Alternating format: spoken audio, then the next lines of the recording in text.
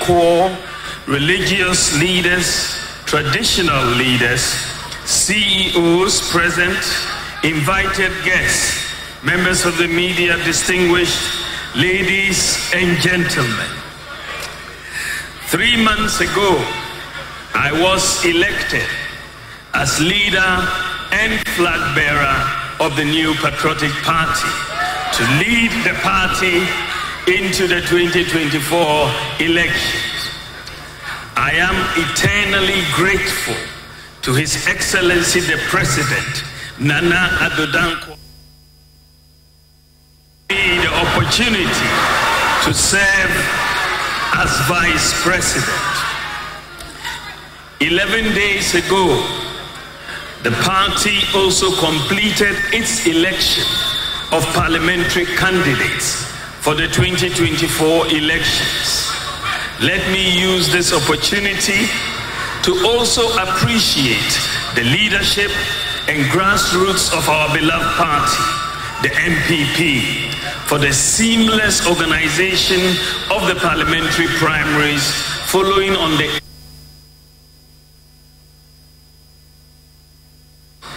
I believe the time has now come for me to speak to you, the good people of Ghana, about my candidature, what we have experienced as a nation, my vision and priorities, and why I believe I am the best candidate for the presidency of this country.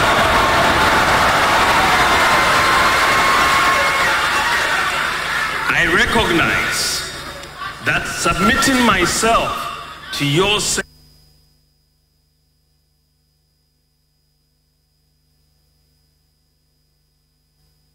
from interviewing for a job, one needs to tell a prospective employer what he has accomplished in his previous job and how he can successfully deliver in the new position he is seeking, which is what I seek to do in this speech.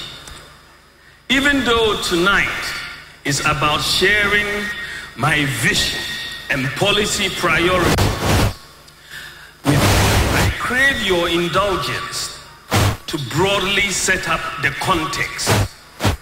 I will first talk about the record of our government and my contribution as Vice President before I lay out my vision.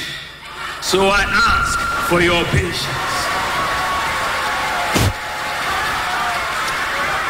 Ladies and gentlemen, when we assumed office in 2017, we were confronted with an economy with declining economic growth, along with several and challenges.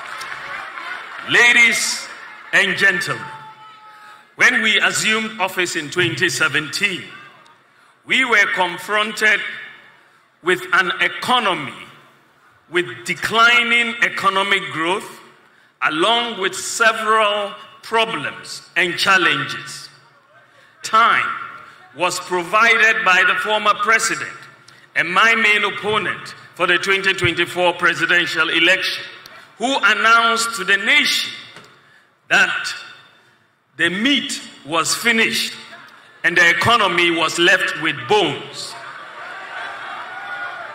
Notwithstanding the difficult economy we inherited, we had to get on with it and start to fix the problems. We started with a clear, decisive, and deliberate program to, among other things, stabilize the economy, fix DUMSO, fix the National Health Insurance Scheme, fix the roads, clear the arrears, make education free and accessible, significantly enhance social protection for the vulnerable in society, industrialize our economy, tackle youth unemployment, and empower farmers. Between the fiscal deficit, exchange rate depreciation, and the trade balance were all moving in the right direction. However, between 2020 and 2022, we experienced severe challenges triggered by the pandemic, which brought the world and our country to a thundering halt. We may be tired of hearing it, but there is no avoiding the fact that the COVID-19 pandemic and the Russia-Ukraine war resulted in the greatest economic depression in the world since the 1930s, with most countries recording negative GDP growth.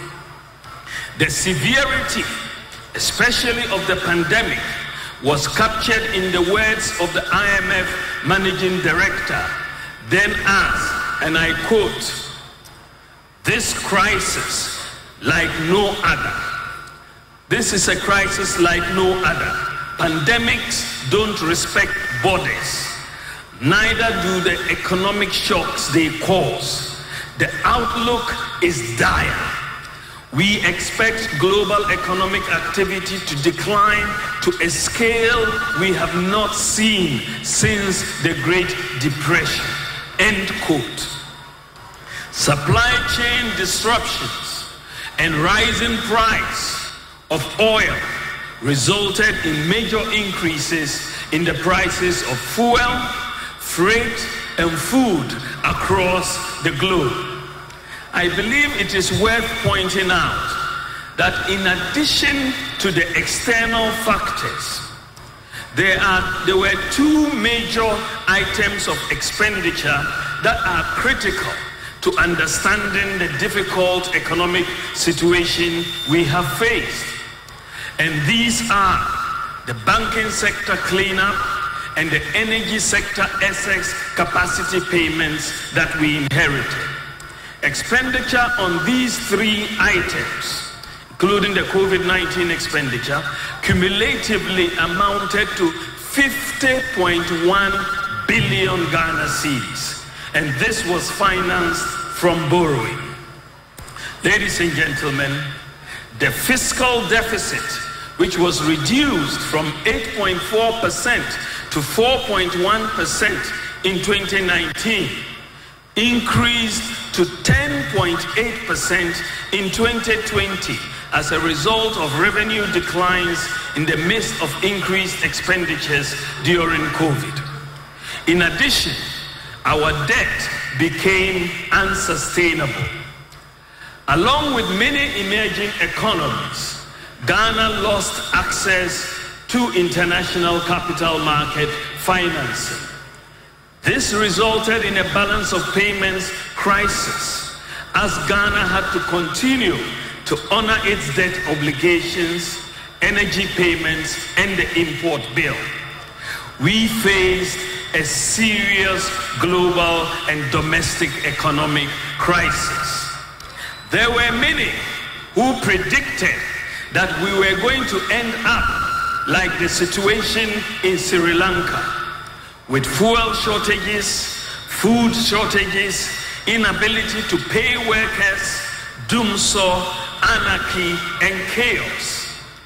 Indeed, Ghanaians were hit hard by rising food prices, increased exchange rate depreciation, and rising fuel prices and rising transportation fares. Bondholders also saw a sharp decline in their net worth following the painful debt restructuring program. We faced very challenging times, but with calm leadership and the support and understanding of the good people of Ghana, we have weathered the storm. The government had to seek IMF support to stabilize our economy and restore fiscal and debt sustainability over 3 years.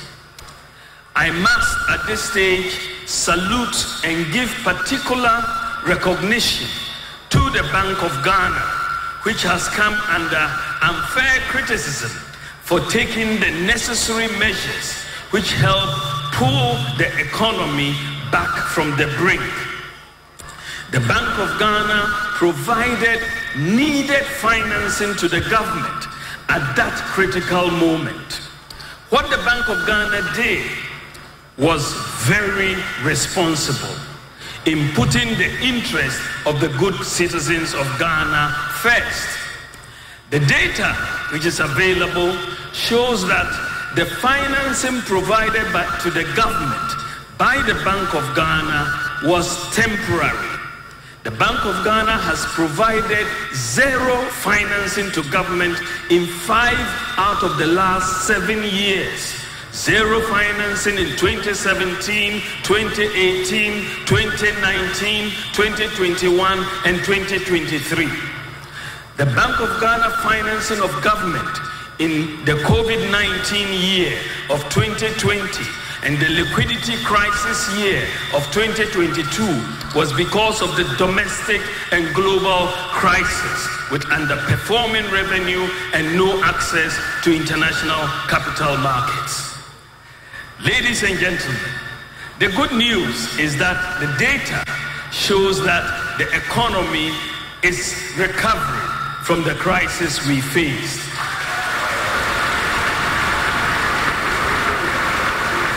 Inflation has declined from 54% in January last year to 23% in December 2023. Economic growth is rebounding, spending is under control, and the fiscal deficit as a percentage of GDP has declined from 10.8% in 2020 to 4.2% in 2023. The debt to GDP ratio, after increasing from 61.2% in 2019 to 76.6% in 2021, has declined to 66.4% in 2023. And the exchange rate depreciation has also slowed down sharply since February 2023. Whereas the exchange rate depreciated by 30% in 2022, between February and December 2023, the exchange rate depreciated by only 9%. Ladies and gentlemen, what is remarkable is that notwithstanding the domestic and global crisis that we have experienced between 2020 and 2022, the economic performance as measured by the key economic indicators such as GDP growth, agricultural growth, industry growth, trade balance, exchange rate depreciation, lending rates, gross international reserves, and jobs.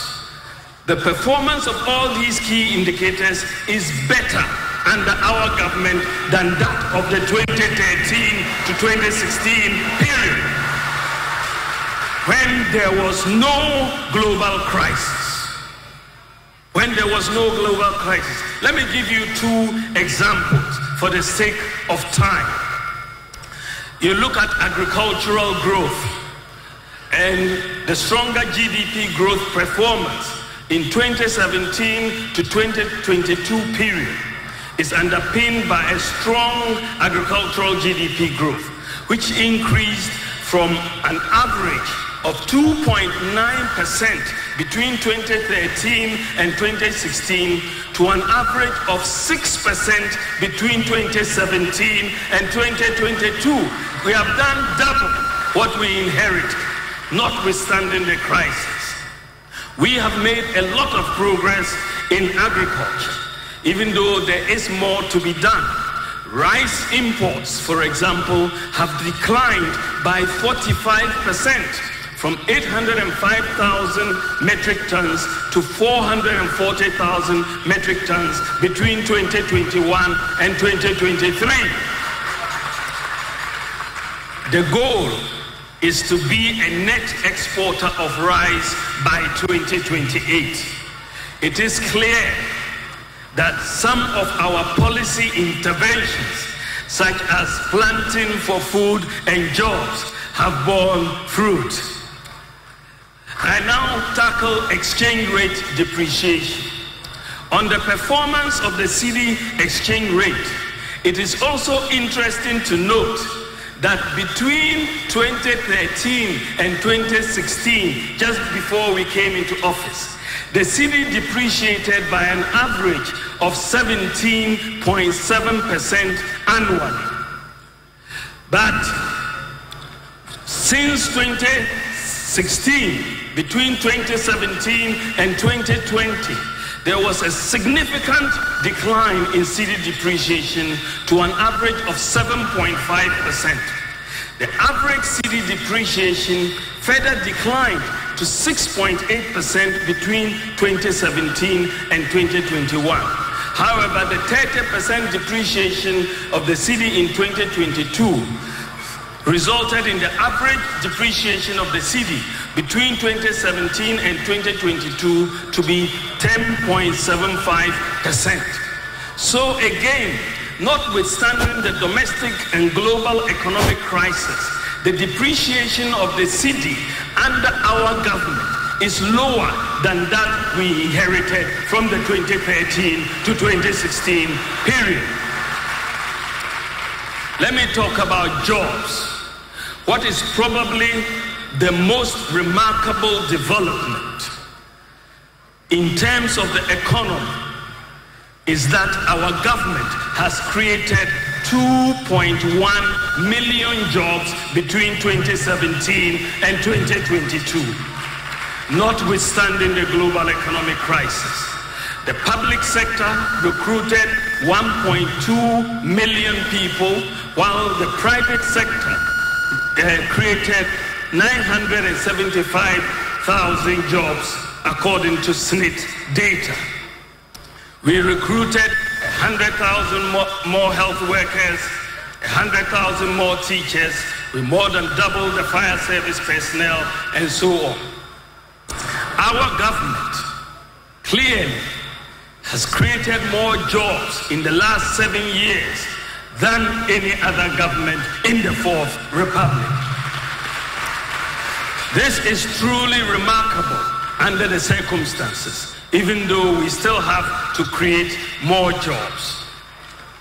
Ladies and gentlemen, clearly, notwithstanding the economic crisis, this government has been able to steer the ship of the nation away from catastrophe.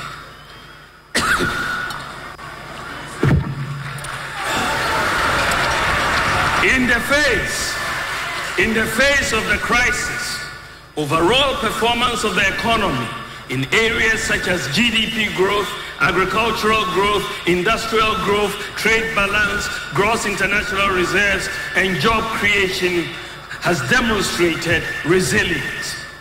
Ladies and gentlemen, available data also shows that notwithstanding the challenging economy we inherited and the global economic crisis that ensued, government has chalked a large number of achievements across the country. Due to the constraints of time, I will only be able to enumerate a few of these achievements. However, government will soon outdoor our performance tracker in the next few weeks, which will detail all of our achievements in every sector and every district in the Republic of Ghana. But I'll name just a few of the achievements. We have undertaken a major roads construction and rehabilitation program across the country, over 11,674 kilometers of roads according to data from the Ministry of Roads and Highways. I am not aware of any government that has done as much in the road sector since 1992. We have initiated and overseen the construction and rehabilitation of more railways than any other government. since 1992. Achimota in Sawam, Accra, Tema, Kojokrom Takwa, Kojokrom Manso, and Tema Mpakada. We have extended the rural telephony network to more areas than any other government since 1992.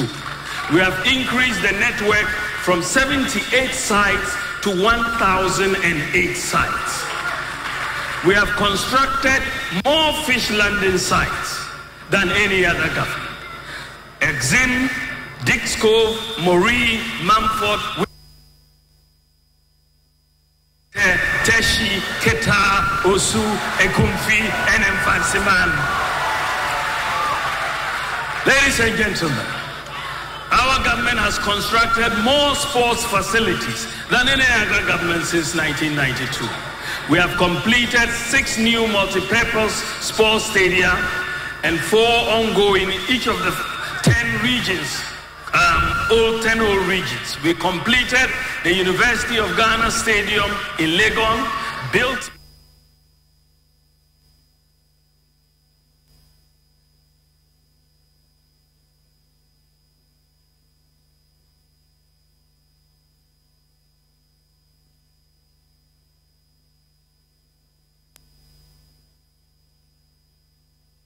constructed more infrastructure and implemented more development policies in the Zongo communities than any other government since 92.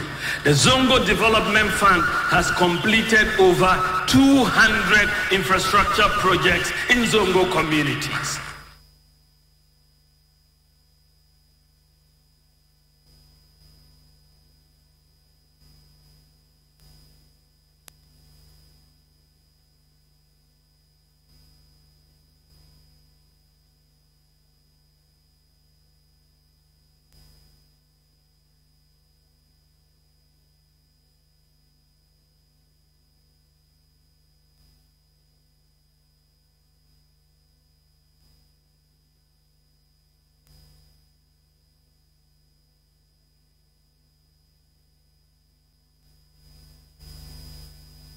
Gentlemen, I want to go digital now.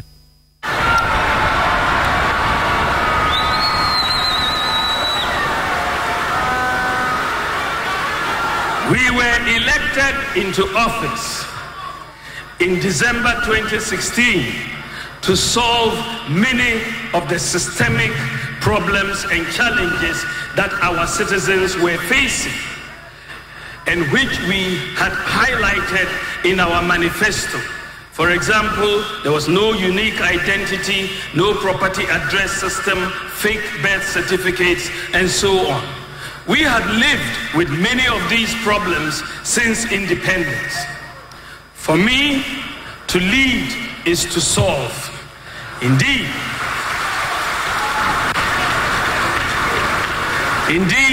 all my adult life, my biggest motivation is about finding solutions.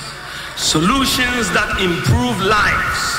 Solutions that make public services efficient and accessible.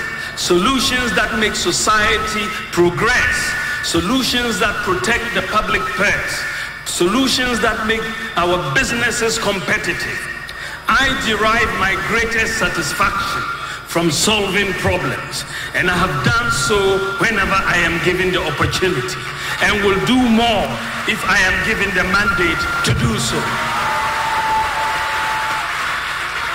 I had long held the view that many of these problems facing the economy could be resolved through digitalization. In fact, in my 2010 book on monetary policy and financial sector reform in Africa, I proposed digitalization, amongst others, as the way forward for African countries. So when we assumed office in 2017, as Vice President, I made the decision, with the blessings and support of the President, to focus on the critical but underdeveloped systems that would expand the economy, improve systems, and create jobs through digitalization. Therefore, as the finance minister oversees the budget through fiscal policy, the governor of the central bank also focused on monetary and exchange rate policy. I focused on the complementary data and systems improvement that would ensure the ease of doing business and change the fundamentals of the economy, making it more dynamic and responsive to modern trends and the management of it more scientific and efficient. Ladies and gentlemen, I was thankfully appointed as chairman of the economic management team. As a subcommittee to cabinet, we do not have any decision-making powers, but I am very proud of the quality of advice we have been providing over the years to cabinet. As vice president, I was asked by the president to assist in solving some of the problems that were inhibiting the transformation of Ghana's economy. My approach was to help formalize the economy through digitalization as stated in our 2016 manifesto. This is why my office has had oversight responsibility for many of the government's digitalization projects. We can only build a vibrant nation if we have strong systems and institutions that work. Very soon, artificial intelligence will transform the world. How are we preparing Ghana for this new phenomenon? I will now come to how we are using digitalization to transform the economy and preparing our society to be competitive as Africa is busily becoming the largest single market in the world with its 1.4 billion people. Ladies and gentlemen, a major problem that we had as a country was the absence of a unique identity for citizens and residents. With oversight from my office, the National Identification Authority moved very quickly with the issuance of the biometric national ID cards, the Ghana card, to the population. The Ghana card project was initiated by President Kufuor. So far, some 17 million people have been enrolled on the Ghana card by the NIA. I would like to note that between 2007 and 2016, only 900,000 Ghana cards were issued. With the Ghana card, the identity of the people, even dead people, can be established using their fingerprints. With the Ghana card, every Ghanaian, regardless of locations or status, whether rich or poor, now can be officially registered and recognized as a Ghanaian. Before this, it was possible for someone to be born, live, and die in Ghana without ever being registered. Identity fraud, age cheating, football age, people cheating on their retirement age, fake birth certificates, fake passports will no longer be possible with the Ghana card. Today, because your Ghana card is linked to your bank account and your SIM card, people cannot just go and borrow money from the bank and disappear and appear with a new name as used to happen, and this led to higher interest rates. The Ghana card can also be used to travel from abroad into Ghana from 44,000 airports in the world. The Ghana card is a major element in many of the digitalization initiatives that we are undertaking. That is why its successful implementation has been so important to me. Ladies and gentlemen, to solve the problem of a lack of a working address system in Ghana, with oversight from my office, we have leveraged on GPS technology to implement a digital address system for Ghana, capturing every square inch of land or water in Ghana. Today, every property in Ghana has a unique digital address, along with street names and house numbers. And finding directions to any location is now very easy.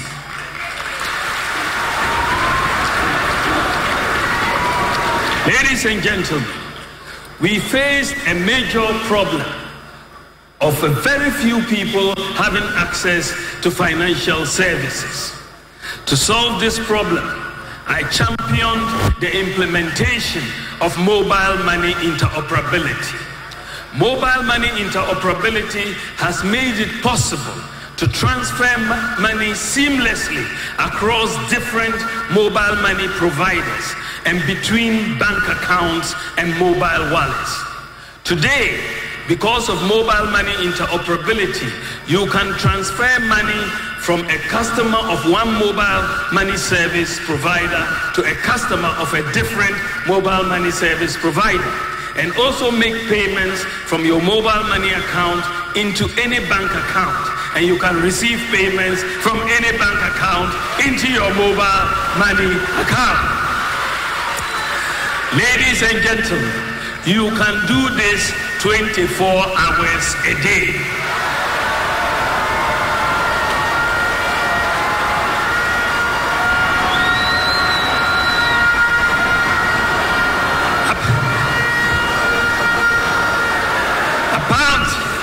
Apart from achieving financial inclusion, mobile money interoperability has also significantly promoted a cashless culture, especially by our market women and the business community, thus reducing robberies and attacks on market women and business folks on our highways.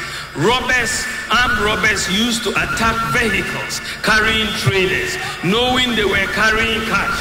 But now, many traders don't carry cash because they keep their monies on their mobile wallets for seamless transactions wherever they are. Today, because of mobile money interoperability, you can also receive remittances from abroad directly onto your mobile wallet without the need to go to a bank or Western Union money transfer. Because the mobile money account performs just like a bank account, as a result of mobile money interoperability, over 90% of Ghanaian adults have mobile money accounts that function just like bank accounts.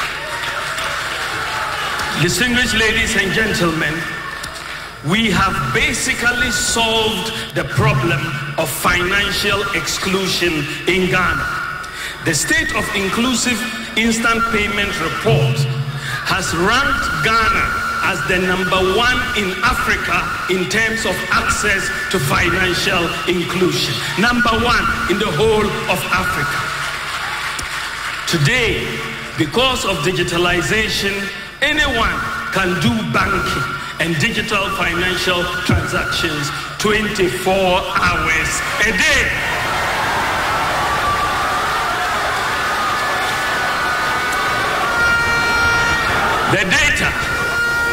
The data shows that at the end of 2016, the total cumulative value of mobile money transactions was 78.5 billion Ghana cedis at the end of 2016. Following mobile money interoperability, the total cumulative value of mobile money transactions has increased from 78.5 billion to 1.9 trillion cedis in 2023. Therefore, between 2016 and 2023, following mobile money interoperability, Momo transactions have increased by 2,335%, a 23-fold increase. This is why Ghana continues to be the fastest growing mobile money market in Africa. Ladies and gentlemen, the digital payments infrastructure that we have put in place is boosting e-commerce in Ghana. Businesses are booming over Instagram, Facebook, Twitter, and so on.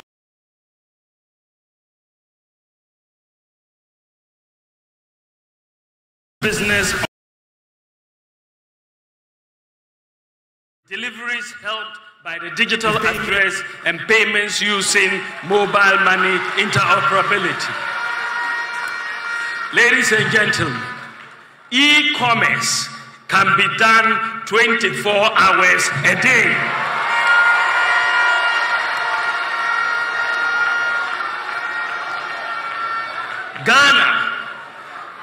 Ghana is currently ranked number 6 in Africa in terms of e-commerce. Number 6 in Africa, behind Mauritius, Nigeria, South Africa, Tunisia, and Morocco, according to UNCTAD.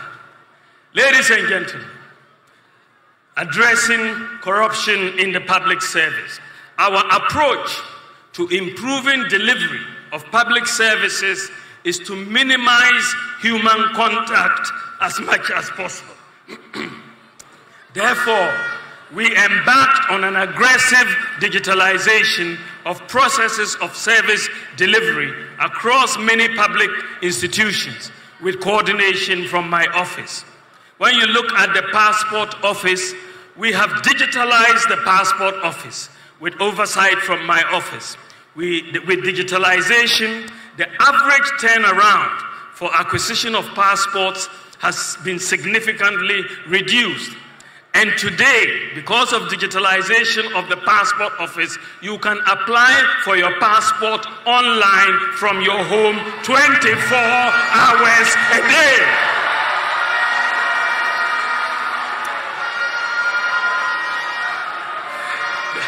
The digitalization of the passport application process has resulted in a major increase in the number of passports processed annually, as well as the revenue yield to the passport office. In 2018, the total number of passports issued was 346,911, and the revenue generated in 2018 was 11.8 million. By 2023, following digitalization, the passport office issued 751,761 passports with revenue of 94 million Ghana cedis. The ultimate objective is to eradicate human interface in all phases of the passport application process, to give true meaning to the online filing and processing of forms. I will come back to this issue of passport shortly when I get into my vision and priorities.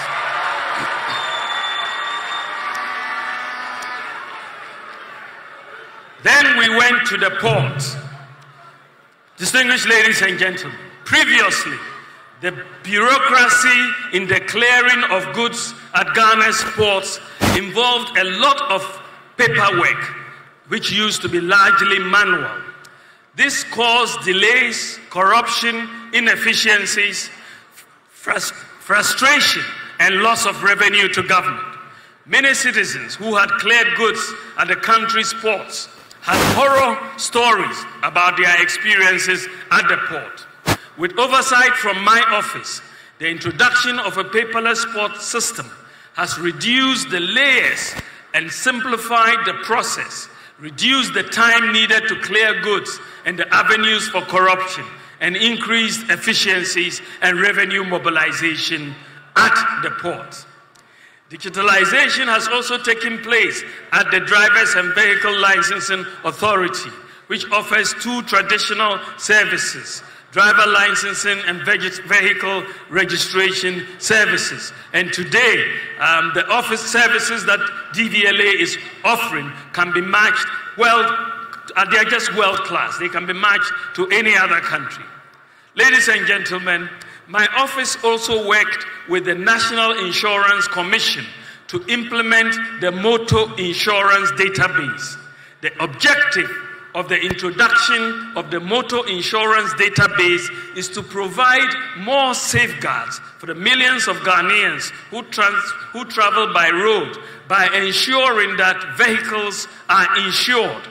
It also curbs the menace of vehicles with fake motor insurance stickers plying our roads and thus endangering lives and property.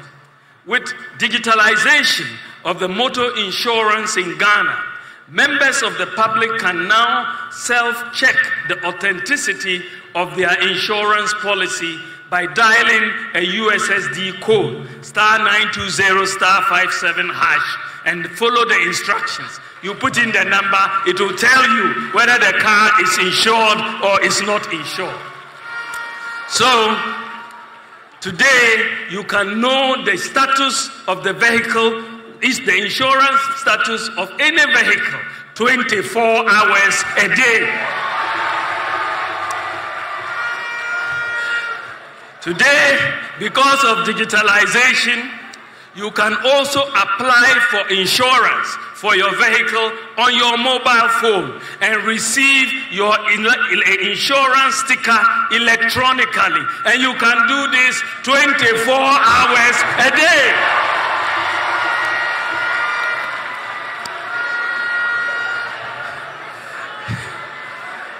Ladies and gentlemen, with oversight from my office, we have digitized the births and deaths registry, and we have just completed the integration of the births and deaths registry with the databases of the Ghana Health Service and the National Identification Authority, so that the record of births and deaths would be consistent across all of these databases.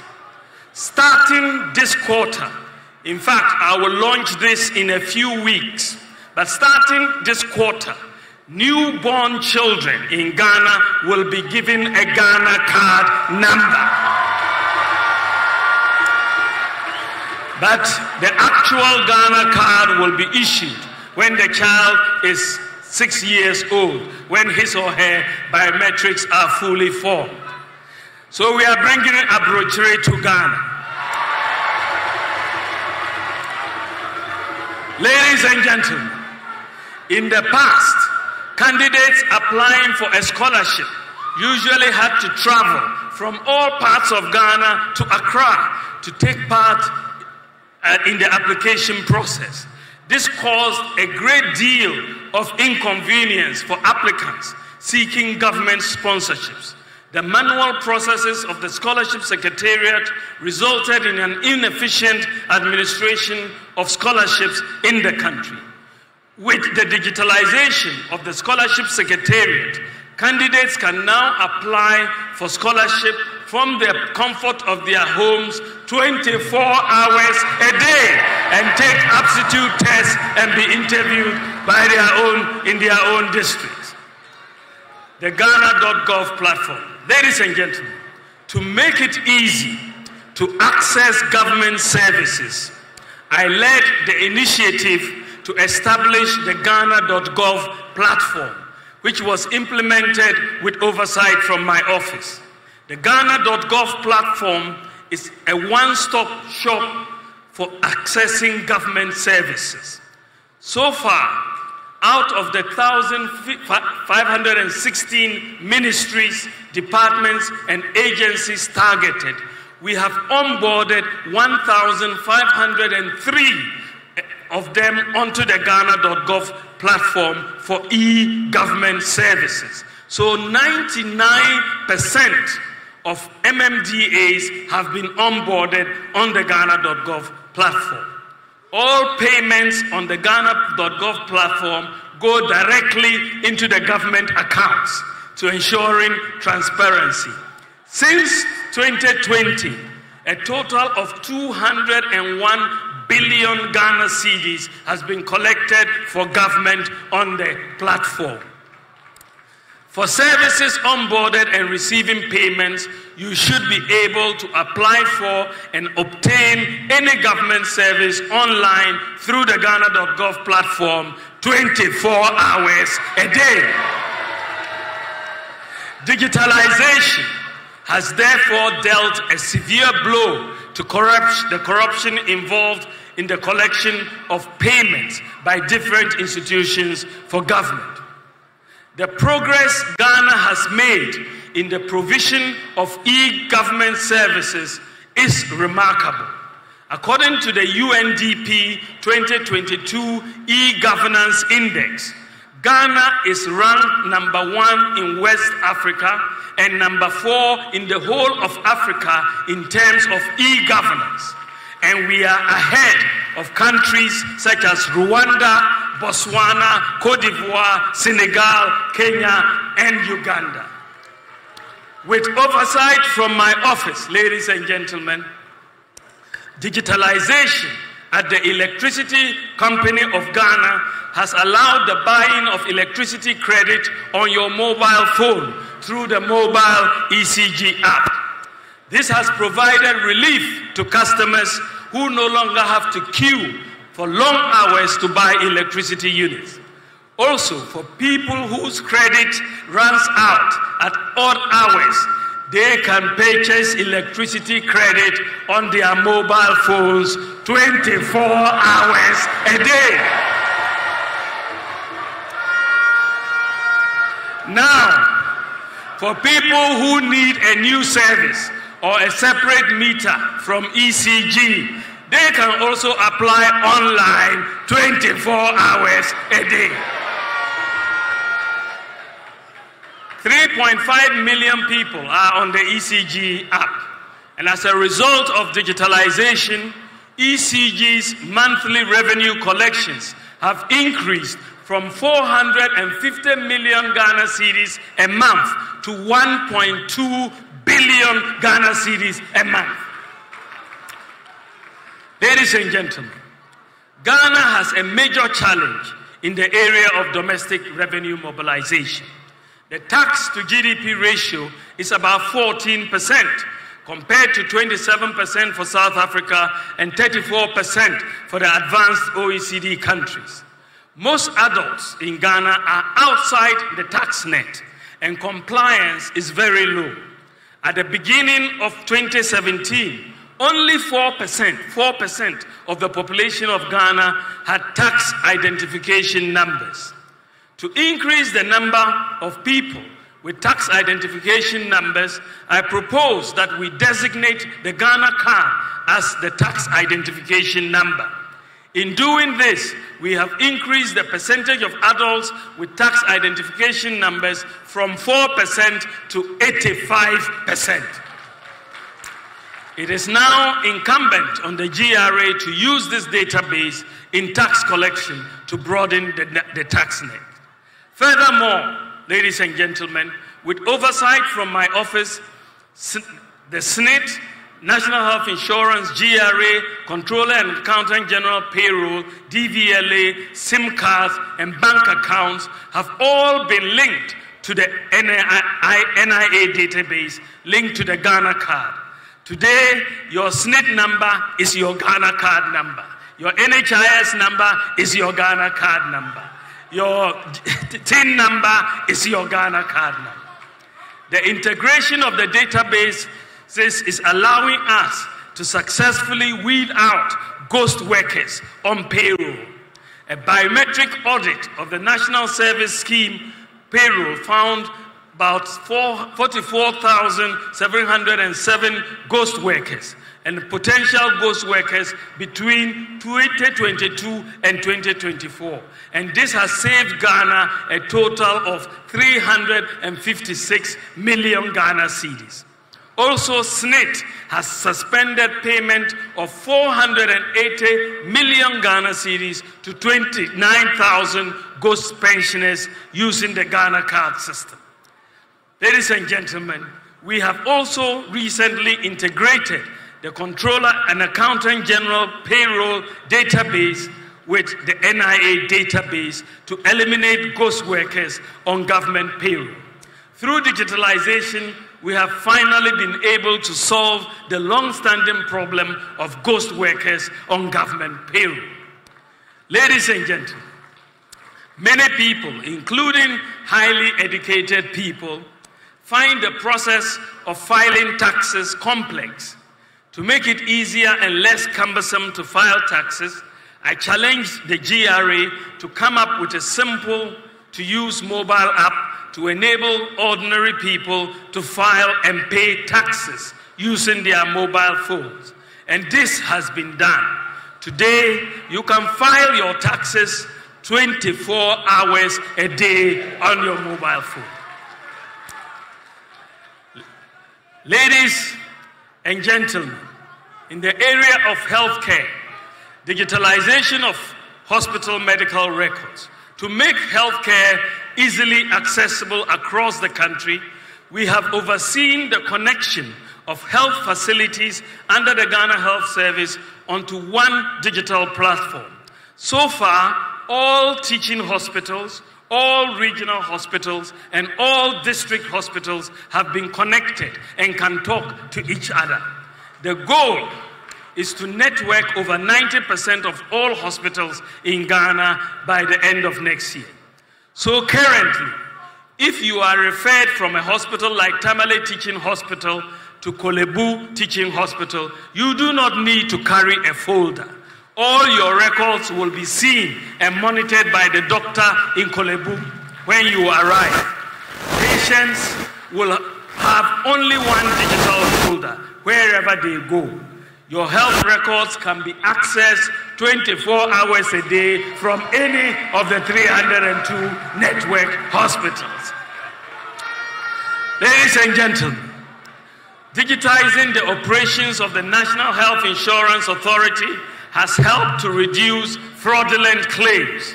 The renewal of all national health insurance registrations used to take place at various NHI queues.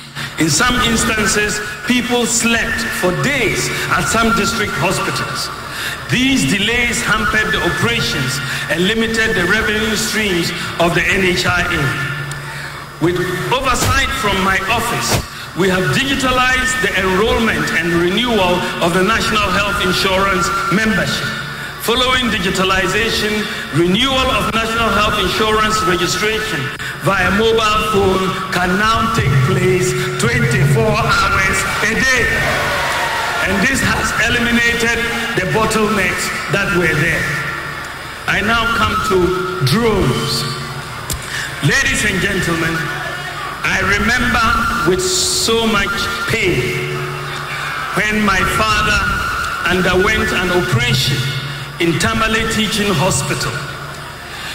He was losing blood that night, and the doctors were trying to get blood for him. We rushed to the hospital blood bank, but it was closed. I tried to get the phone number of the one in charge and made several calls, but he did not pick up. We were running against time, and by the morning, my father had died. That painful experience is forever with me. So when I heard about zipline drone in an emergency, I was determined to get it for Ghana, to save many lives that are needlessly lost.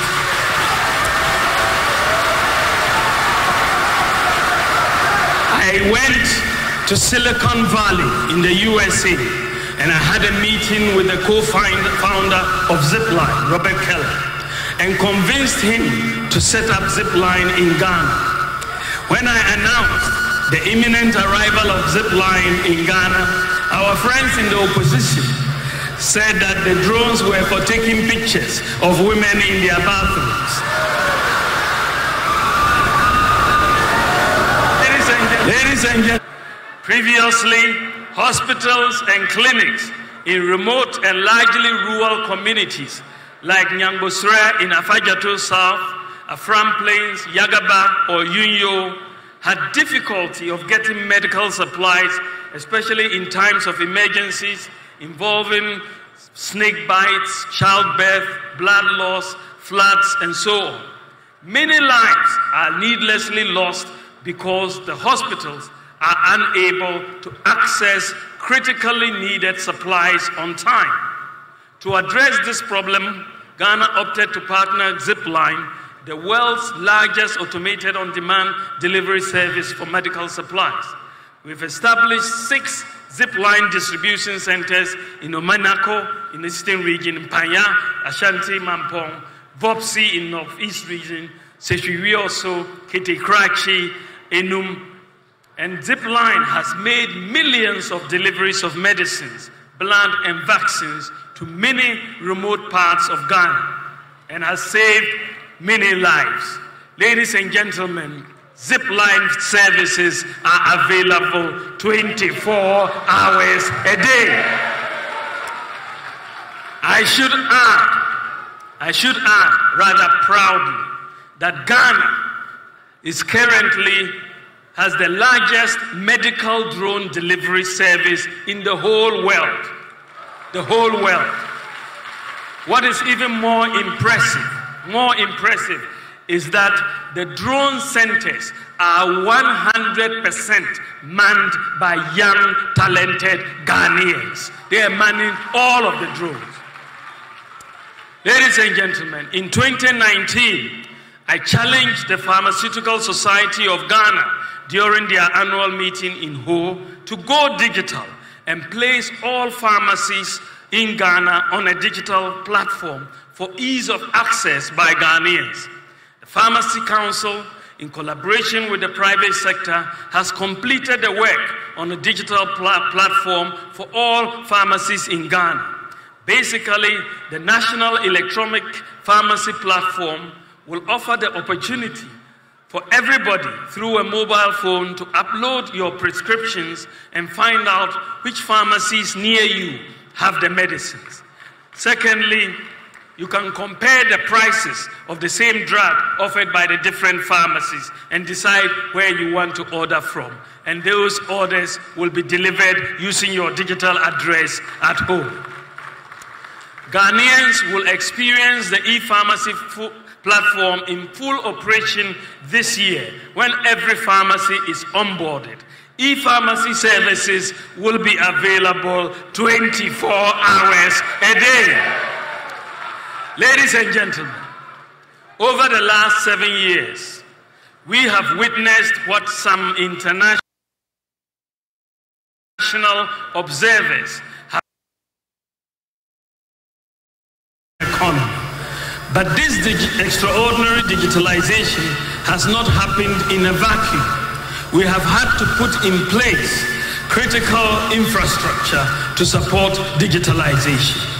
I should note that 93% of the NCA licensed fiber optic cable in Ghana, the total licensed fiber optic cable is 7,234 kilometers, but 93% of that was put in place since 2017. In addition, we've implemented a national government cloud infrastructure, cybersecurity infrastructure, deployed the public key infrastructure, PKI, to provide another layer of security to citizens to support digitalization. Ladies and gentlemen, what is remarkable about Ghana's digitalization journey is that the various initiatives were implemented using local IT companies and local talent. It was deliberately done that way. So, ladies and gentlemen, if as my prospective employer, you ask me the question, so Dr. Bawumia, you want to be president of Ghana, can you tell us what you did for Ghana in your capacity as vice president? I will say in response that I have, with the support of the president, I've had the honor and the privilege to be given the opportunity to initiate, champion, or oversee many problem-solving policy initiatives. Many of these include many of the digitalization initiatives that I have just discussed, the no guarantor student loans with a Ghana card, one constituency, one ambulance, zipline drones, Agenda 111, the Sino-Hydro Barter Agreement, provision of hydroxyurea for sickle cell patients, Zongo Development Fund, the Bank of Ghana Gold Purchase Program, the Gold for Oil Policy, abolishing the filling of embarkation cards, Go Ride Taxi Service, the system to tackle ghost names on the public payroll, and many more. It is to note that many of the transformational policy initiatives we have introduced since 2017 are being done for the first time since independence. What is interesting is that because many of them have not been done before, many people who think in terms of impossibility argue that they were not possible, but we have made them possible.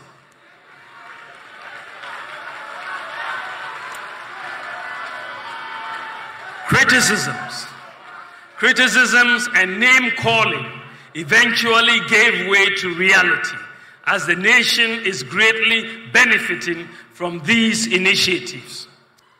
What we have been able to accomplish so far shows that it is possible for Ghana to achieve many things that some believe to be impossible. It is possible if we put our minds to it.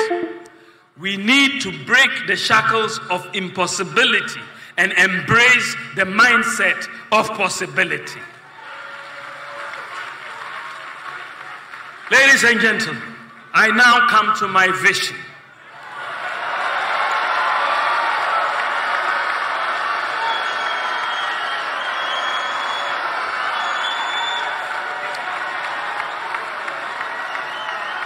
Ladies and gentlemen,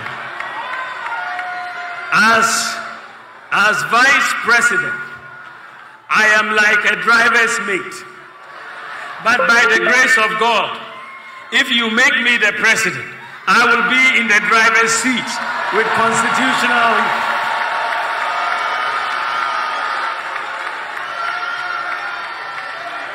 I will be in the driver's seat with constitutionally mandated authority to pursue my vision and my priorities. So what do I want to do in terms of vision and priorities and policies if you give me the opportunity by the grace of God to become President of the Republic of Ghana? Ladies and gentlemen, in this regard, I have been engaged in a lot of consultation and doing a lot of thinking in the last few months about the lessons of the last 7 years, as well as my vision and priorities as I seek to become President of the Republic of Ghana. Clearly, the initial conditions that we inherited in 2017 are not the same as will be in 2025. Therefore, my priorities will be different.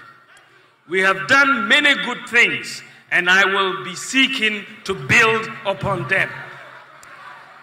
My vision, ladies and gentlemen, is to create a tent big enough to accommodate all our people, to tap into the resourcefulness and talents of our people, irrespective of our different ethnic, political, and religious backgrounds, to channel our energies into building the kind of country that assures food, self-sufficient, safe, prosperous, and a dignified future for all Ghanaians.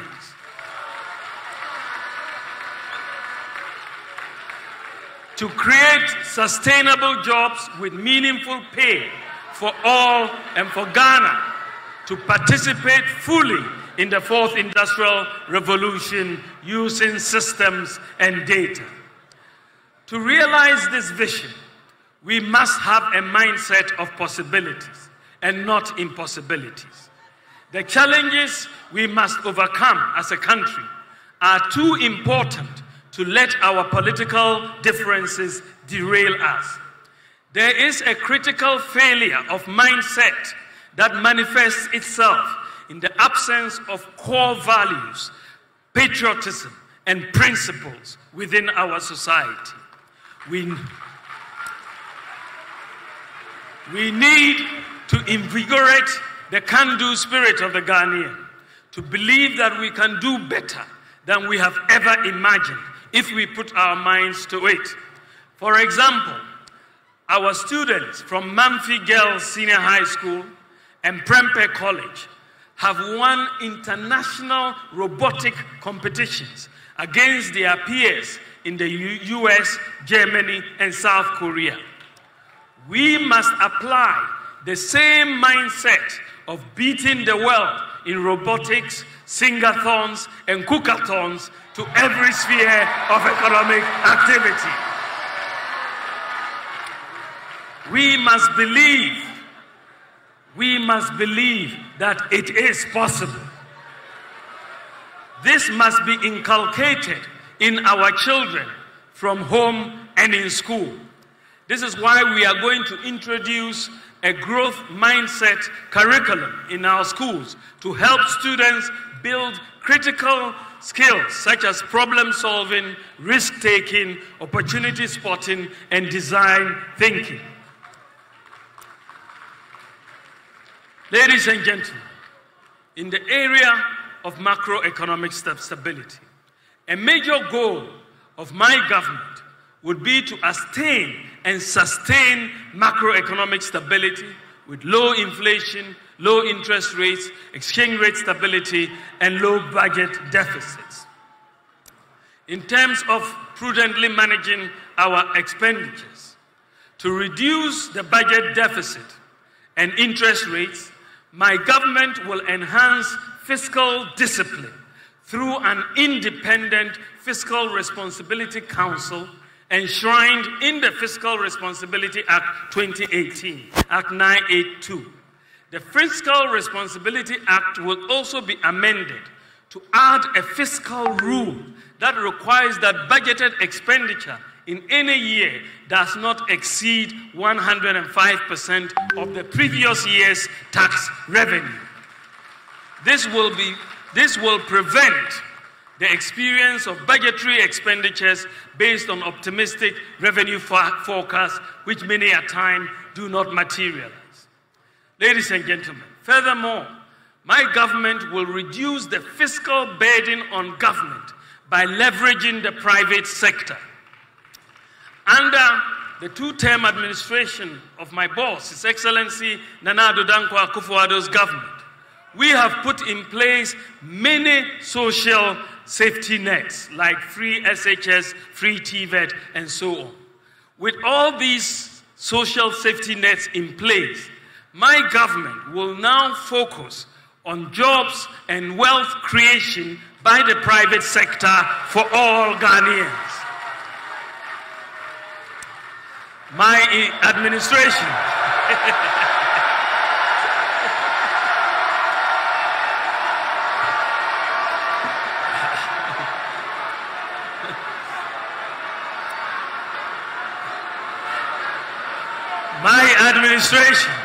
thank you, will incentivize the private sector to complement government in the provision of many infrastructure and other services to reduce government expenditure and improve maintenance. The private sector will be encouraged to build roads, schools, hostels, and houses for government to rent or lease to hold.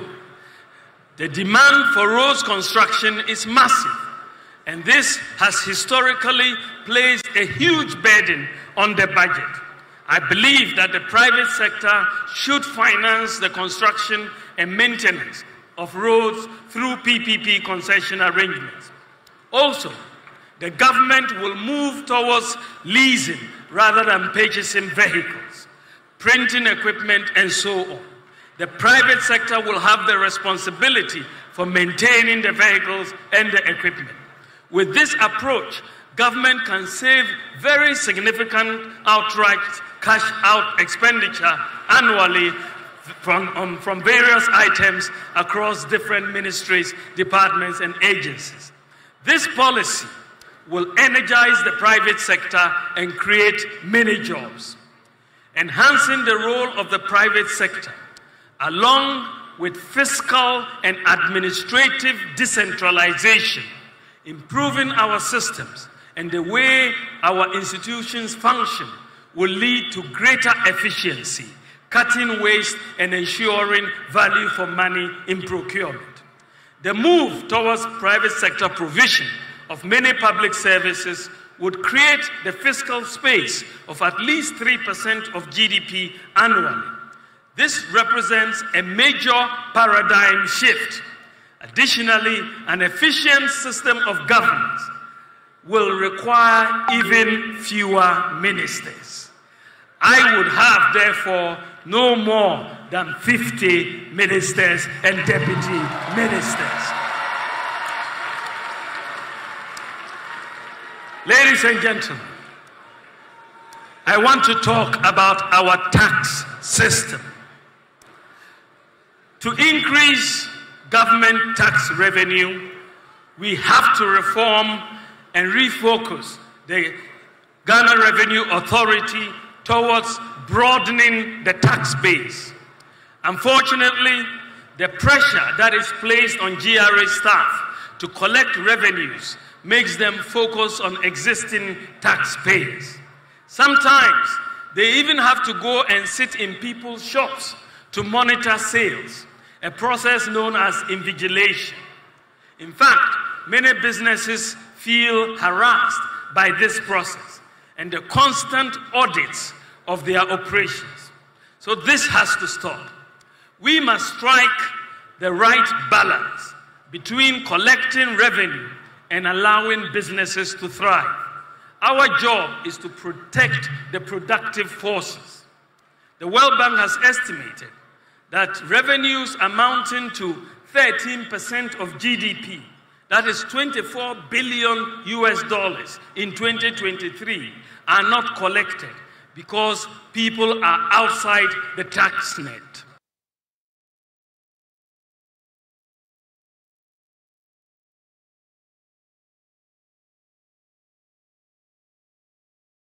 Half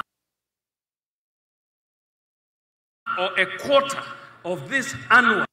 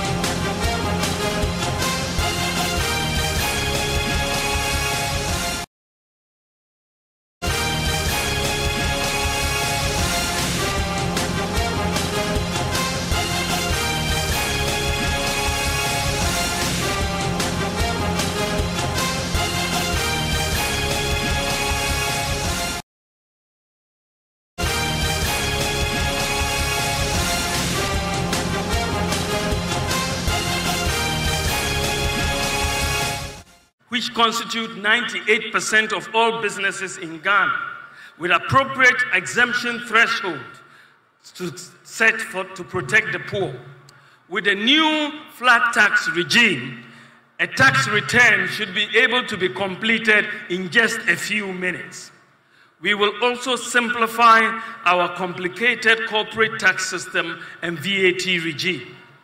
To start the new tax system on a clean slate, my government will provide a tax amnesty, that is a complete exemption from payment of taxes for a specified period and waiving the interest and penalties up to a certain year to individuals and businesses for failures to file taxes in previous years, so that everybody will start afresh.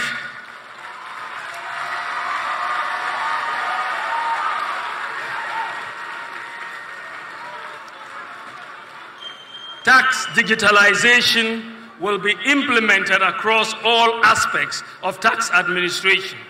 Everyone will be required to file a very simple tax return electronically through their mobile phone or computer. There will be no manual or paper filing of taxes under my administration. Assessments by GRA will also be faceless. Faceless assessments will provide transparency and accountability. There will be no need to send GRA officers to go and sit in shops. E-invoicing, as being implemented by the GRA, will be extended to all companies. Estonia, India, and Mexico provide very useful models for Ghana in the area of tax digitalization. Ladies and gentlemen, in addition, any audits by GRA will also be done electronically and facelessly. Furthermore, no entity will be audited more than once in 5 years unless anomalies are detected which the individual or company does not correct after being given the opportunity to do so.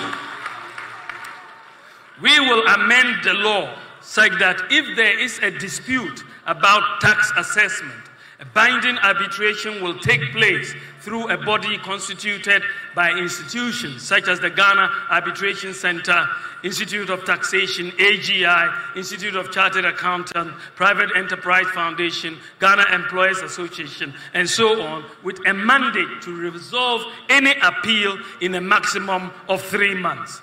This will not affect companies, however, who by their agreements have such arbitrations taking place in international jurisdictions. Ladies and gentlemen, with cuts in government expenditure, the private sector undertaking expenditure that would normally be done by government, and the new tax regime, the flat tax regime, that will enhance compliance, broaden the tax base, and increase tax revenue. With these policies, the situation we are going to face in 2025 is going to be very different from the situation we faced in 2020 and 2022. With the policy measures implemented so far, we have outperformed the IMF fiscal deficit target of 5% by attaining a fiscal deficit target of 4.2% in 2023. The new policies that I am proposing to implement in 2025 will give us the fiscal space to eliminate some taxes, such as the proposed VAT on electricity, if they are still on the books, the emissions tax, and the betting tax, without compromising our fiscal deficit. Ladies and gentlemen, I want to build a Ghana where we leverage technology, data, and systems for inclusive economic growth. I want us to apply digital technology, STEM, robotics, and artificial intelligence for the transformation of agriculture, healthcare, education, manufacturing, fintech, and public service delivery. As part of this process, it is my goal to eliminate the digital divide by achieving close to 100% internet penetration in Ghana. We have already made significant progress in this direction by increasing internet penetration from 34% in 2016 to 72% in 2023. So we've more than doubled internet penetration. The task in the next 4 years is to move from 72% to close to 100% internet penetration. It is possible. I want to see Ghana build the digital talent that we require for the fourth industrial revolution. This will mean providing digital and software skills to hundreds of thousands of youth. This, along with other policies, will create jobs for the youth, including school dropouts. In collaboration with the private sector, we will train at least 1 million youth in IT skills, including software developers, to provide job opportunities worldwide. Generally, there will be an enhanced focus on TVET education. My government will also support the establishment of a national open university, Ghana, in collaboration with the private sector, with a focus on technical and vocational skills and ICT. Ladies and gentlemen, to help our youth get jobs, I believe it is time to rethink the concept of the current national service scheme. My government will propose that those who, after completion of their education, can secure jobs will be exempted from national service. National service will no longer be mandatory, and students will have the option to decide whether to do national service or not. This will also encourage companies to go to the campuses to recruit annually. This time they don't go because of national service. Ladies and gentlemen, to prepare our children for the fourth industrial revolution workplace, I will enhance the repositioning of the education system towards STEM, robotics, artificial intelligence, and vocational skills to cope with the demands of the fourth industrial revolution and job creation. My government will make coding and robotics standard in senior high school. The foundation for this is being laid with the provision of laptops to senior high school students very soon. Teachers have already been given the requisite training. Following the senior high school, we will also implement a one student, one laptops policy for tertiary students through the provision of a zero. Become a digital hub in Africa. Ghana's telecom industry needs more investment. The cost of data for the ordinary Ghanaian has become too expensive. It goes against the very ethos of our digitalization journey. The industry cannot continue to operate at the efficiency and pricing levels of the least efficient operators. The focus has to be on the best efficiency and pricing for the consumer. I commit to working with the industry players in setting clear policy guidelines that will remove any investor uncertainty and difficulties in business planning, including the expeditious allocation of spectrum, driven more by the goal of enhancing digital inclusion and less by revenue consideration. Another area I want to tackle is reducing the cost of living. Ladies and gentlemen, a major priority of my government will be to reduce the cost of living. The cost of living in the world has increased massively following the COVID pandemic and the Russia-Ukraine war. Global inflation has increased from 1.55% in 2016 to 8.7% at the end of 2022. That is average. This is a 5-fold increase. In particular, the increase in the cost of living has been driven by increases in food prices, energy prices, housing rents, and transport prices. Therefore, any attempt to reduce the cost of living on a sustainable basis must tackle agriculture, energy, housing, and transport prices. And that is exactly what I am going to do.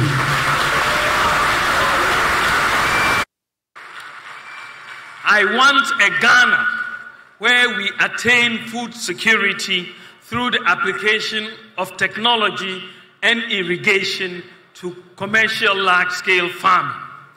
We will also promote the use of agricultural lime to reduce the acidity of our soils. We enhance soil fertility and get more yield from the application of fertilizer. Ghana has an abundance of limestone to do this. I will also prioritize the construction of the Pualugu Dam by using private sector financing to crowd in grant financing. My administration will also work to reduce the cost of public transport between 30 and 40% with the adoption of electric vehicles for public transportation.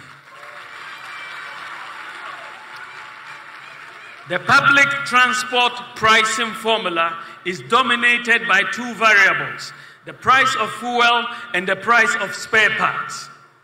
Electric vehicles do not use petrol or diesel, and the spare parts are minimal. That is what will bring down the fares for electric vehicles.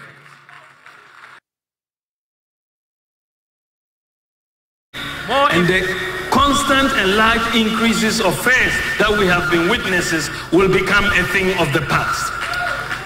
Under a housing for all policy, I will also have a major focus on the provision of public housing in the same manner that Singapore did.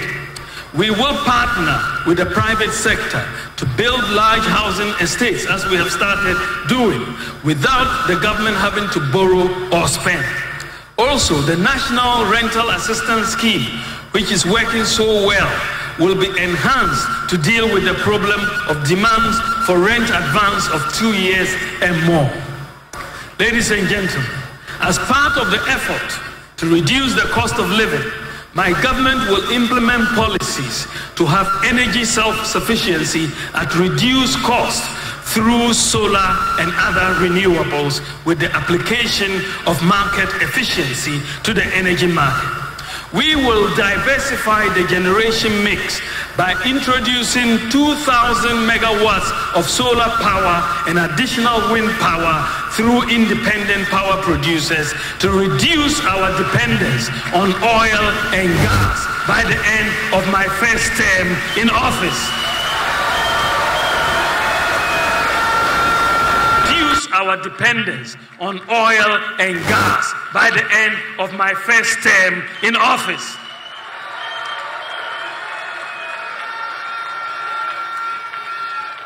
Introducing solar power will significantly reduce the cost of electricity. The fact that the current residential, commercial, and industrial consumers' power is still neither reliable nor competitive is the testament that the regulatory and administrative measures so far implemented have not fully achieved the objectives we have set for ourselves in dealing with the legacy issues we inherited. Therefore, like the telecom market, we shall work to bring efficiency of markets and expand competition from the more private sector participation in generation and retail. With reliable and cost-competitive power, we will attract more manufacturing capacity into the country, create jobs, improve services, export more products, and support our AFCFTA strategy to improve the participation of Ghanaian industries in intra-African exports and trade. Ladies and gentlemen, to assist in the transition to green energy, my government will abolish import duty on solar panels so that we can bring in more. I now turn to our natural resources. Ladies and gentlemen, as president, I will usher into Ghana a golden age for the maximization of the benefits from our natural resources like gold, lithium, bauxite, and so on. The key to doing this is value addition and Ghanaian ownership. We need a new paradigm in natural resource contracts. Some of the key policies I will implement to maximize our benefits from our natural resources will include the formalization, regularization, and regulation of environmentally sustainable small-scale mining. About 1 million people are engaged in small-scale mining in Ghana. Our goal would be to help grow small-scale mining companies into large-scale companies with capacity building and assisting them to access finance for acquiring equipment. We intend to create many millionaires in the small-scale mining industries.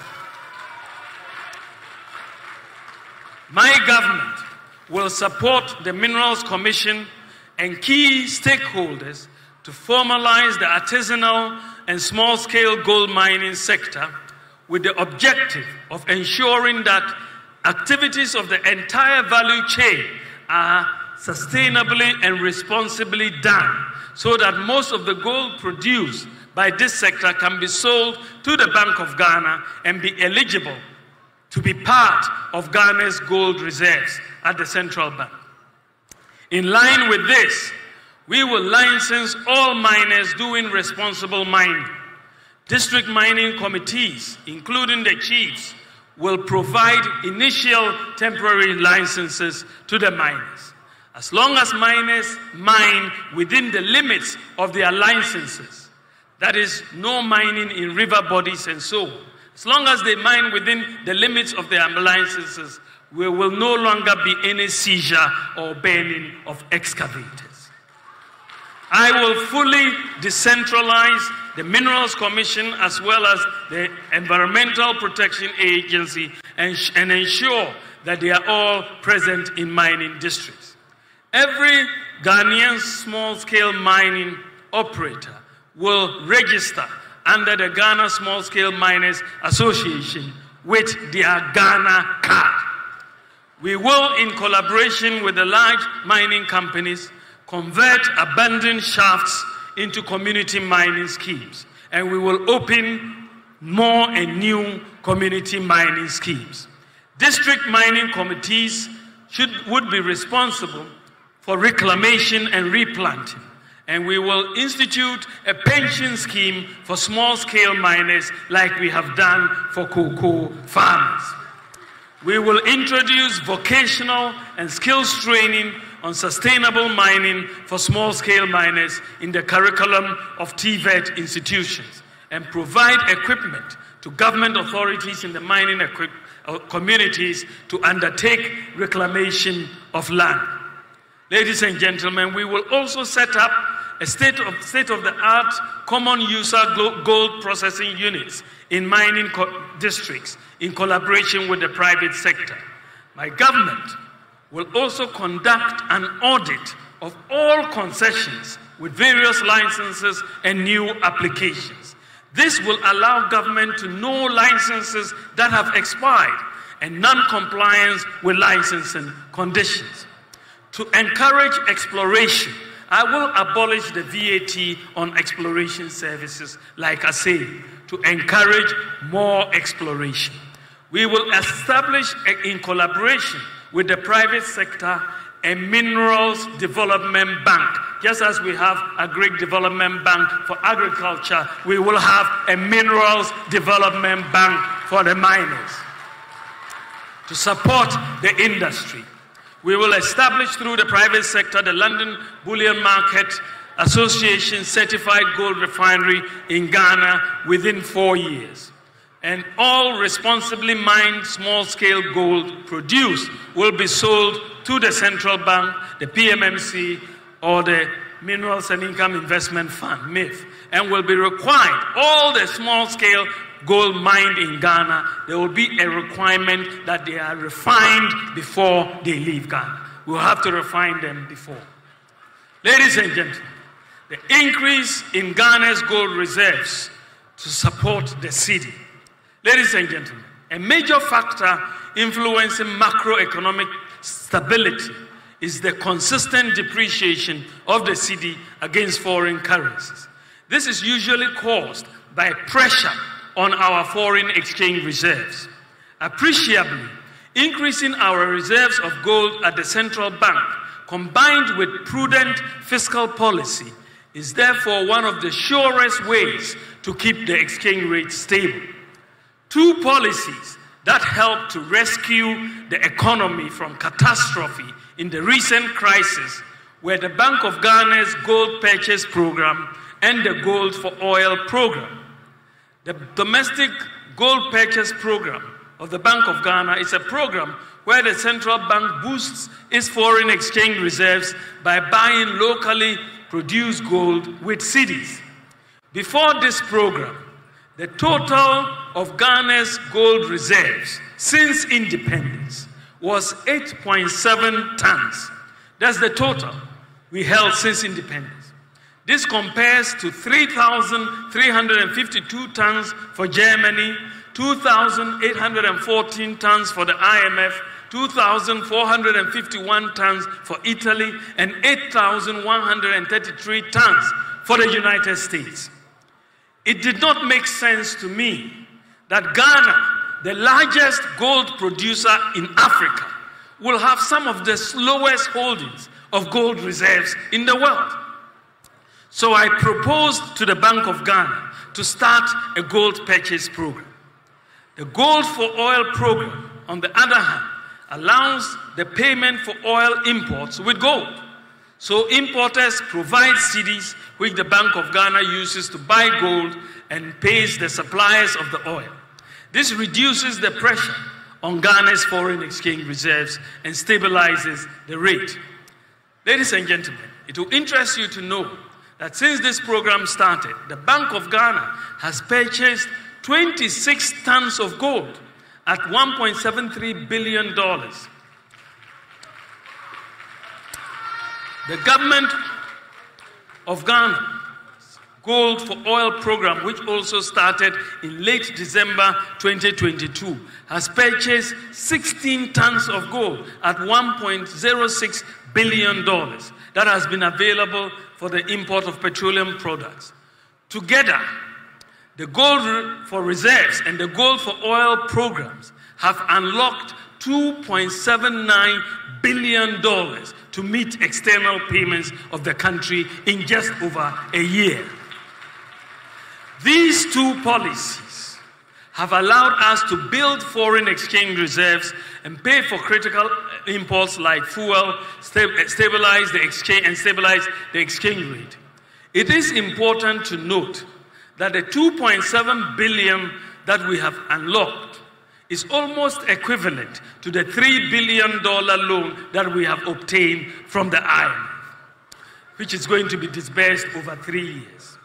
What is clear to me is that if we had started implementing these policies, say 20 years ago, Ghana would be in a very different situation today.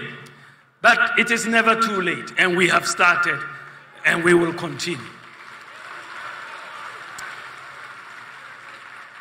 Ladies and gentlemen, given the large amount of gold reserves Ghana has, this is just the tip of the iceberg. Ghana has 7 large gold belts stretching from Axim and Winneba to Nangodi and Laura.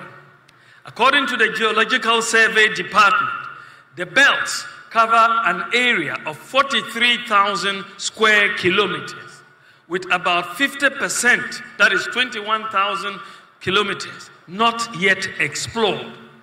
The conservative estimate is that the potential quantum of gold in these unexplored belts is around 5 billion ounces. This has a market value today of 10 trillion US dollars. My government will engage exploration experts from the universities and the geological institutions to assist in exploring our 7 gold belts. However, if even only 5% of the 5 billion ounce estimate materialize, only 5%, it will be a game changer for Ghana. My government will provide the Geological Survey Department and our universities with resources annually to undertake a mapping of areas where we have gold reserves. As a matter of policy, we will legislate that concessions in areas with proven gold reserves that we'll find, 100% of those concessions will be given to Ghanaians and for operations. We can easily raise the capital required and hire the expertise once the gold reserves are proven. Our policy will be to build Ghana's gold reserves appreciably to reach a point where we have sufficient gold reserves to keep our external payments position sustainably strong. This, along with a supportive fiscal discipline, will provide long-term stability for the exchange rate of the city and at the same time reduce our dependence on the Eurobond market for finance. I believe that the maximization of the benefits from our natural resources will help create jobs, improve livelihoods, and also improve the conditions of service of Ghanaian workers. I now come to industrialization. Ladies and gentlemen, I will continue our policy of industrialization in areas such as agro-processing, cocoa, cashew, shea nuts, and so on. Salt, gold, lithium, refining, and manufacture of batteries and automobile assembly and manufacture. And also empower the local business sector, especially startups and SMEs, to drive investment and growth in Ghana. That's significantly boosting job creation. We must also protect local industry from smuggled imports that evade import duties. Ladies and gentlemen, special economic zones will be created. These are the free zones in collaboration with the private sector at Ghana's major border towns, such as Aflao, Paga, Elubo, Sankase, and Tatale, to enhance economic activity, increase exports, and reduce smuggling and create jobs. Tema Port will be fully automated and benchmarked to be as efficient as some of the best ports in the world, like Hong Kong, Singapore, and Dubai. Also, there will be a new policy of aligning import duties and charges at the Tema Port to the import duties and charges at the Lomé Port in Togo.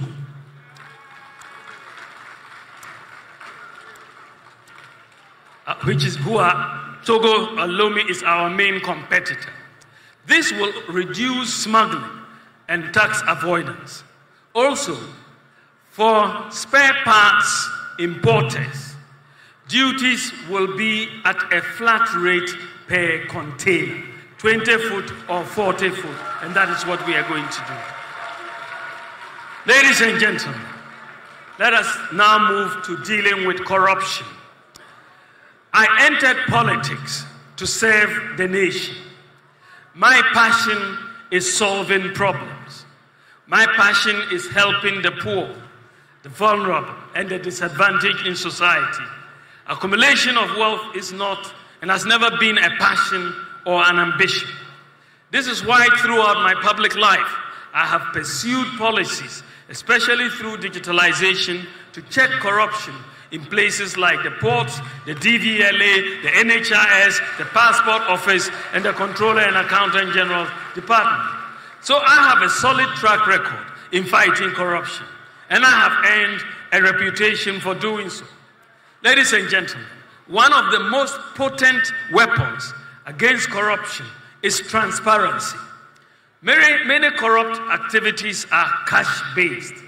Apart from the obvious economic benefits of moving in the direction of a cashless society, the literature does indicate that the more electronic payments are used in transactions as opposed to cash, the more there is traceability and therefore the less the corruption. I would like to bring Ghana close to a cashless economy in the shortest possible time. So far, the Bank of Ghana has made a lot of progress in this direction by putting in place a lot of the systems and infrastructure required. These include mobile money interoperability, merchant interoperability, the universal QR code system, GH-Link, debit cards, eSwitch, and Ghana Pay. We have put in place the necessary infrastructure for Ghana to go cashless. Recently, the Bank of Ghana has completed a pilot of a digital version of the Ghana cedi in Seshwiwioso. This is known as the Central Bank Digital Currency, or the e-cedi. The e-cedi is designed to work online and offline and will be launched by the Bank of Ghana in due course. In my humble opinion, the e-cedi, with appropriate privacy protections, will be the ultimate weapon in our fight against corruption, because it will provide transparency, reduce the risk of fraud, robbery, tax avoidance, and money laundering, since it will be easy to track the movement of money and identify suspicious activity. The e-cedi will quicken the pace of Ghana's move towards a cashless or near cashless society. Ladies and gentlemen, to move towards a cashless economy, however, we have to encourage the population to use electronic channels of payment. To accomplish this, under my administration, there will be no taxes on digital payments. The e-levy will therefore be abolished.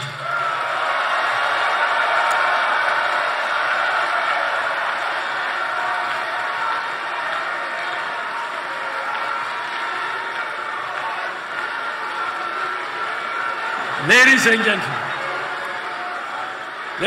gentlemen,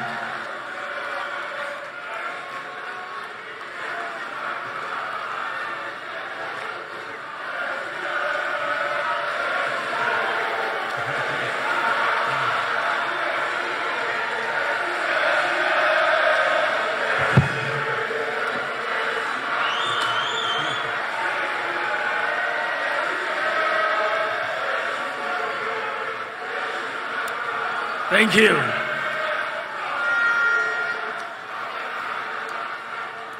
Furthermore, to enhance transparency, I will cause to be published online details of all public contracts for public scrutiny.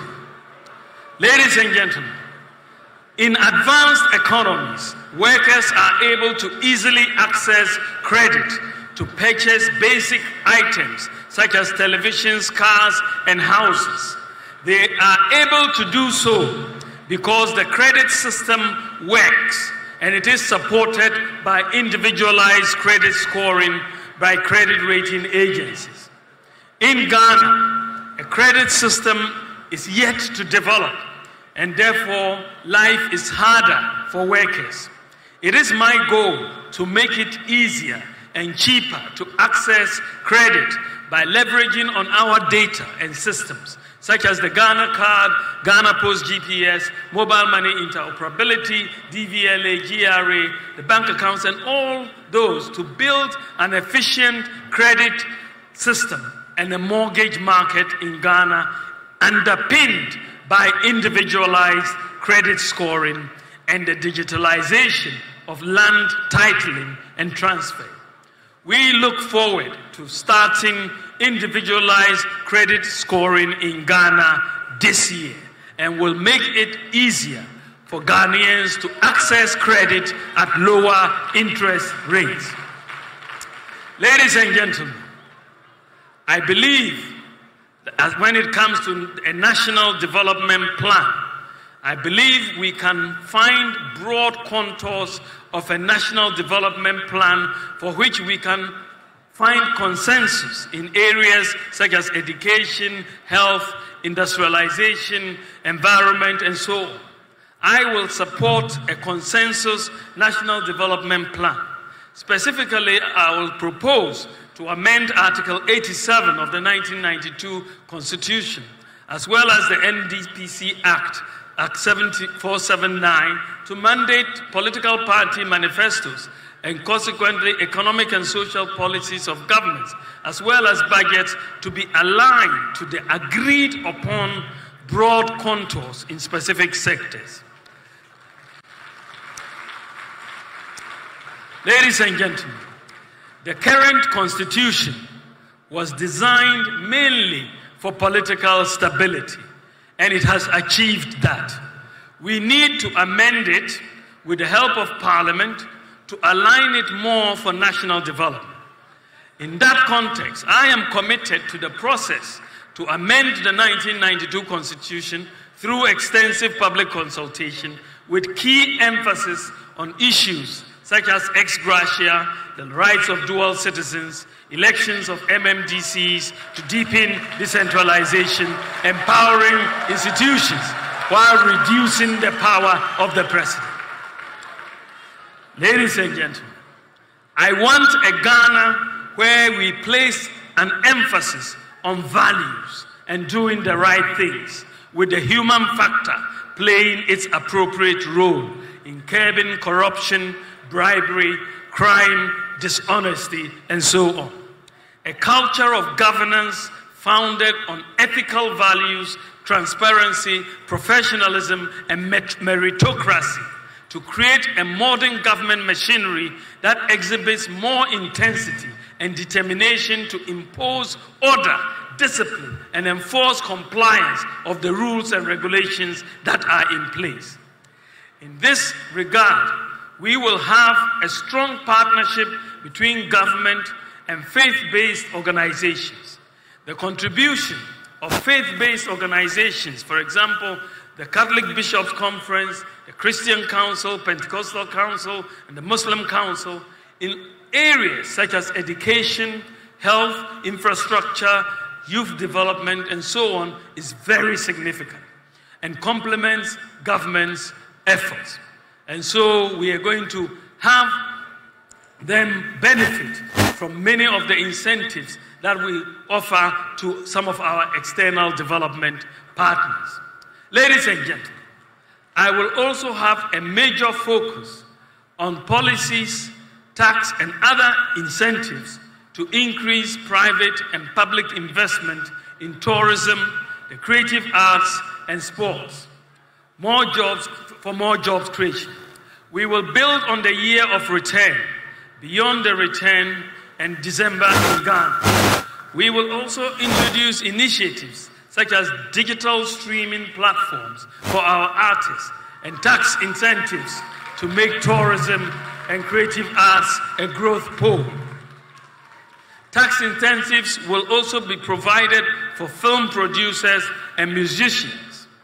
To boost tourism and job creation, my government will implement an e-visa policy for all international visitors to Ghana to enable visas to be obtained in minutes, subject to security and criminal checks.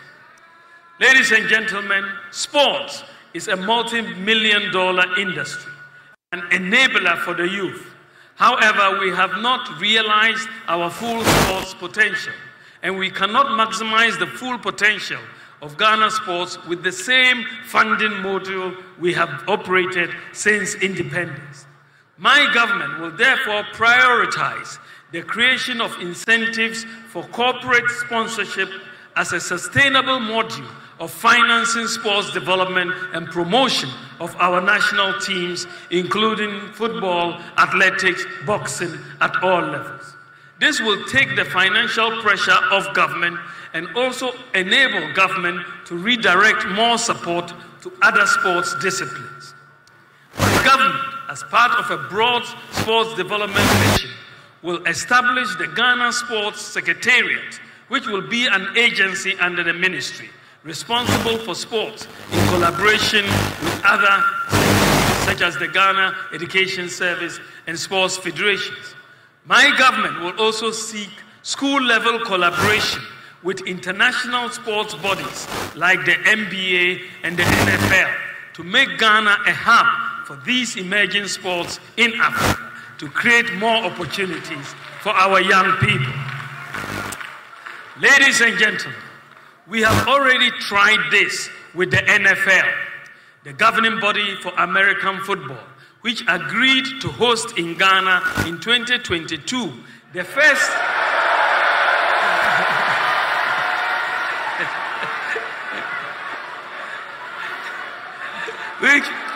which agreed to host in Ghana in 2022 the first ever NFL flag football in Africa after my engagement with them. This paved the way for 10 young Ghanaians to be selected to the United States to represent Africa in the global NFL tournament last year.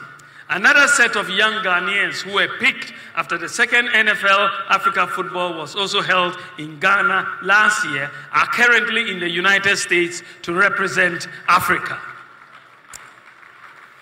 Ladies and gentlemen, I want to build a nation that cares for the interests of the poor and the vulnerable, like persons with disabilities, the aged, street kids, lepers, cerebral palsy patients, and so on, in collaboration with faith-based institutions and the private sector. My government will also focus on special needs. To start with, we will recruit 1,000 special needs teachers, train teachers on how to work with special needs students. We will also train more language therapists and occupational therapy. Ladies and gentlemen, we have secured visa-free travel to a growing list of countries for the benefit of our citizens and businesses. However, the acquisition of passports by Ghanaians at home and abroad has continued to be difficult for many, even though it has significantly improved. So far, Ghana has about 4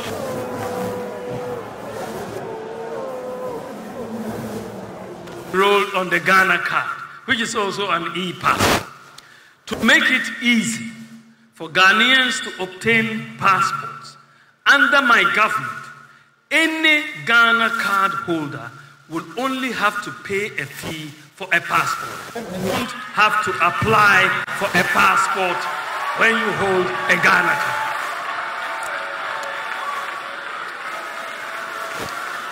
If you are a holder, we were invited to this program, and then I think it's laudable the idea they are trying to bring on board and then we think powerful. This is because they support any candidate who is coming to help us in this country. Thank you so much.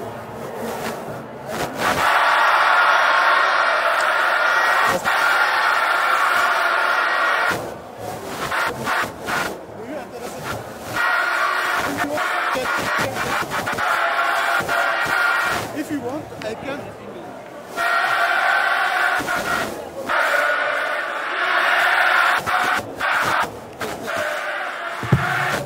Just your appreciation. So, if you for your passport and pay for it, return it to your home using your digital address.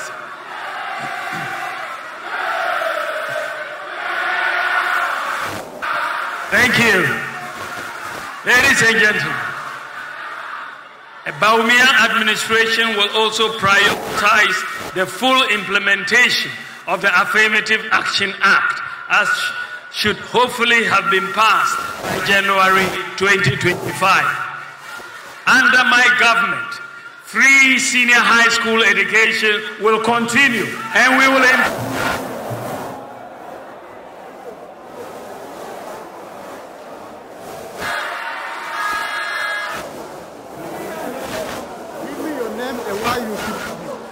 structure. Well, okay, my name is Abdul Rahim, and covered every sector. This is possible that whatever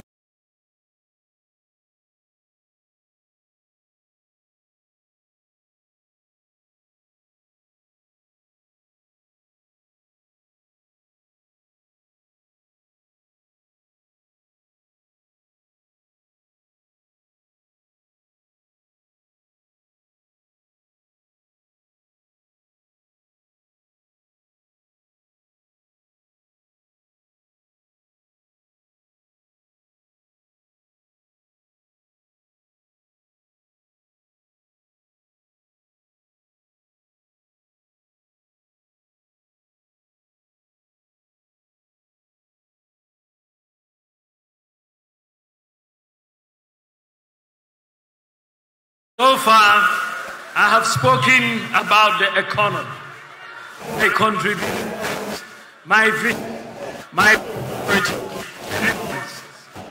In conclusion, the choice God into is between Vice President Bawumia and former President Mahama.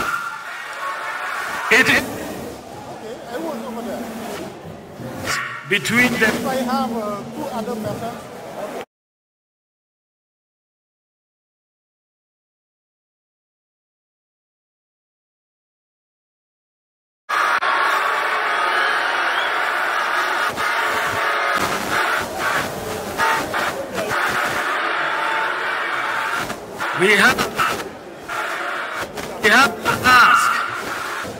We have to ask ourselves a number of questions. If you want someone you can trust to innovative and impactful ideas,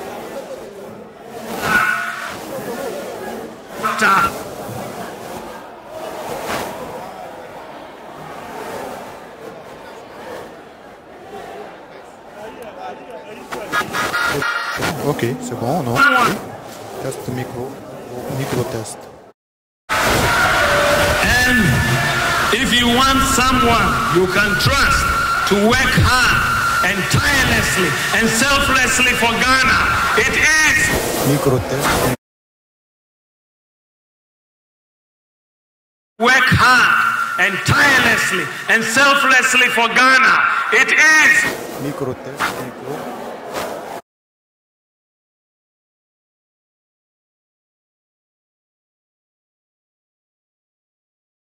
a woman jobs for the Ok, pas de souci.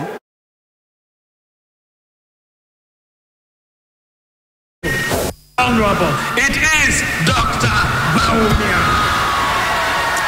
If you are looking for the man who has the vision and commitment to prepare Ghana for the fourth industrial revolution, then it is Dr. Bawumia. If you are looking for the man who is protecting and using our benefit of all, it is Dr. Bawumia. Who will be more accountable to Ghanaians? A one-term president like my competitor, person who can look to the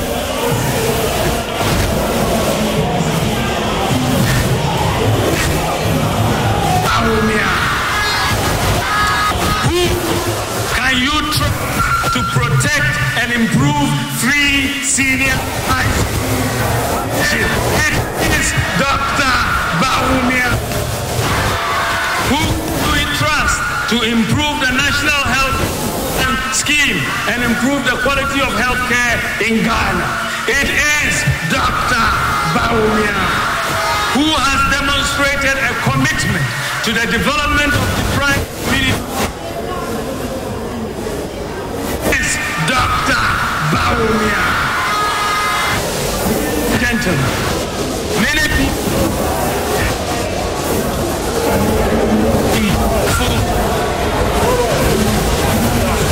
Ghana since independence.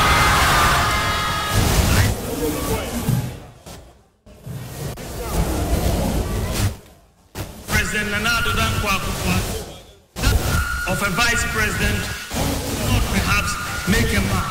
I would let you be the judge of that. Of a vice president who not perhaps make a mark. I would let you be the judge of that. That I have never been president of this country before.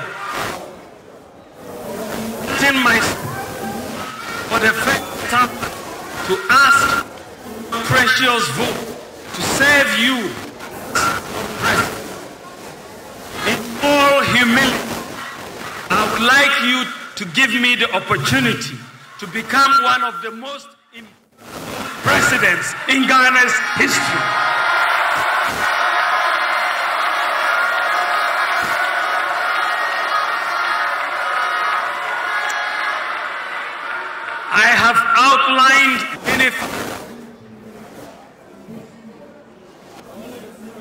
that should put us on the right path and transform our economy. I know that many of us might be tempted to say that we have heard many bright and even brave ideas before, and that will be true. Many will say the problem we have of ideas, but implementation. Many will say the problem is, gentlemen, I offer only what has guided me throughout my life. Hard work, personal integrity, accountability, and selfless leadership. I am determined to make a difference. And with you, with honesty and integrity, with wisdom and decisiveness.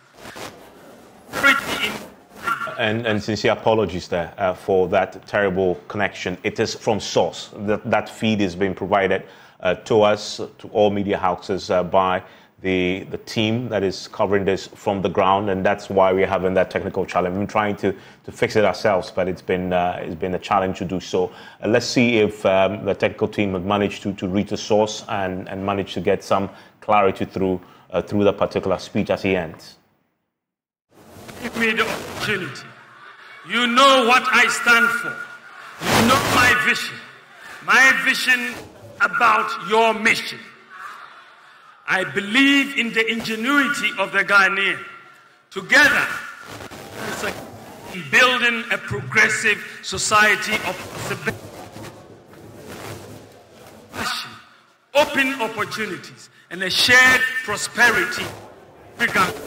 Born or poor, from the north, from the south, born Christian or Muslim, a boy or a girl, with support, God's guidance, we can win together. It is possible. Thank you for it.